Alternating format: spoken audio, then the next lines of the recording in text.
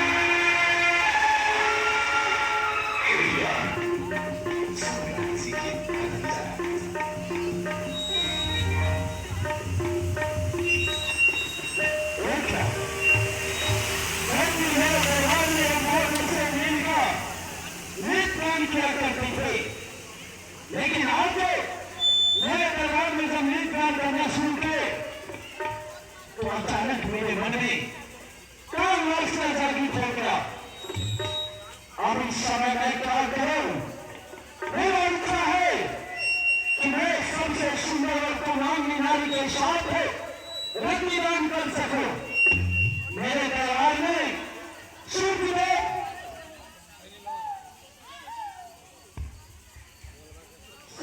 और चंद्रदेव दोनों उपस्थित है। दिन के देवता सूर्यदेव है और रात्रि का देवता चंद्रदेव है। क्या मैं सर्वप्रथम सूर्यदेव से सवाल करूं कि सूर्यदेव इस मृत्युलोक में सबसे सुंदर और कुमांगी नारी कौन है जिसके साथ मैं रक्तदान करूं? सूर्यदेव। हे महाराज, सूर्यदेव आप तो भली भांति जानते हैं कि हमारे सूर्यदेव आप हमें बताएं, आप दिन का देवता है। आपके प्रकाश होने से पृथ्वी पे सब अपने अपने घर से बाहर निकलता है। दोस्तों, ये प्रोग्राम भूभैरव मठ पर हो रहा है। आप देख सकते हैं स्टेज प्रोग्राम चल रहा है। मैं रक्तदान कर सकूं। हे महाराज, आप तो भली भांति जानते हैं कि हमारे तापमान में इतनी जलन है कि घर से कोई नारी नारी कोई घर से बाहर नहीं निकलता है। हे महाराज, चंद्रदेव शीतल है तो रातों की रानी है। आप ये सवाल चंद्रदेव से पूछिए। फिर कैसे बुझेंगे? आपका कहना सत्य है, आपके प्रकाश में इतनी गर्मी है, इतनी तापमान है कि तापमान के कारण घर के सुंदर और कमलानी नारी घर से बाहर नहीं निकलती है। चंद्रमा में निकलता है। कौन अगर चंद्रमा से पूछो कि इस धरती पे सबसे सुंदर और कमलानी नारी कौन है? चंद्रदेव महाराज की चंद्रदेव का नाम स्वीकार और महाराज कल्याण हो। चंद्रदेव आप बताएं कि इस पावन धरती पे सबसे सुंदर और कमलानी नारी कौन है जिसके साथ मैं रति दान कर सकूं? महाराज, सबसे ज्यादा सुंदरी के बारे में आप जानना चाहते हैं महाराज? नहीं महाराज, सबसे ज्यादा सुंदरी इस पृथ्वी में है तो है कौन? महाराज, ब्रह्मा के मानस पुत्री और गौतम ऋषि की प्रेम पत्नी अहिल्या है महाराज। क्यों कर रहे हैं चंद्रदेव? यहाँ ये ब्रह्मा जी की मानस पुत्री और गौतम ऋषि की धर्मपत्नी अहिल्या। हाँ महाराज, लेकिन चंद्रदेव हम देवताओं के साथ बहुत बड़ा अन्याय हुआ, क्योंकि पितामह ब्रह्मा को जानते हैं कि सब देवताओं ने एक से एक राजकुमार पाए हैं, परंतु हम देवताओं को छोड़कर अपनी पुत्री का विवाह एक ऋषि और महात्मा से कर दिए। एक बहुत बड़ा अन्याय किए, एक बहुत बड़ा अनर्थ किए। इस अनर्थ का परिशोध ब्रह्मा जी से अवश्य लेगा। चंद्रदेव इसी समय तैयार होकर पृथ्वी लोक चलना चाहिए, गौतम ऋषि के हृदय तक चलना चाहिए। रामेश्वर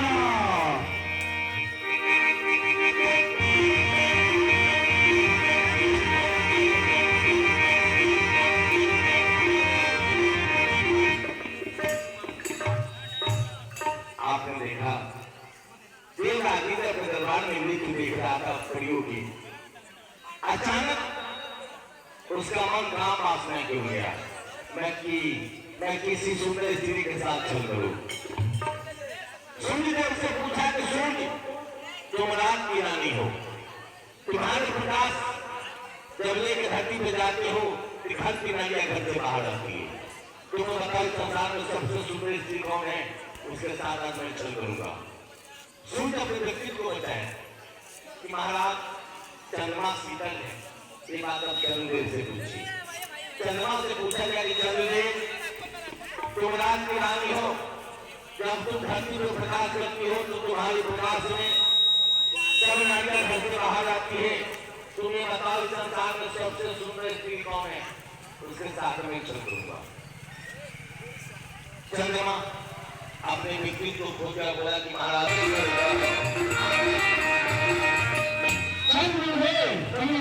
हम लोग चलते चलते इस पृथ्वी पे गौतम ऋषि के कुटिया तक आ पहुंचे हैं, परंतु अहिल्या के साथ छल करेंगे तो किस प्रकार से छल करेंगे?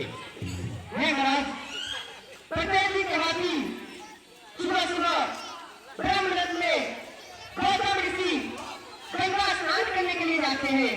उसी समय आप छल कर सकते हैं। नहीं चंद्रदेव,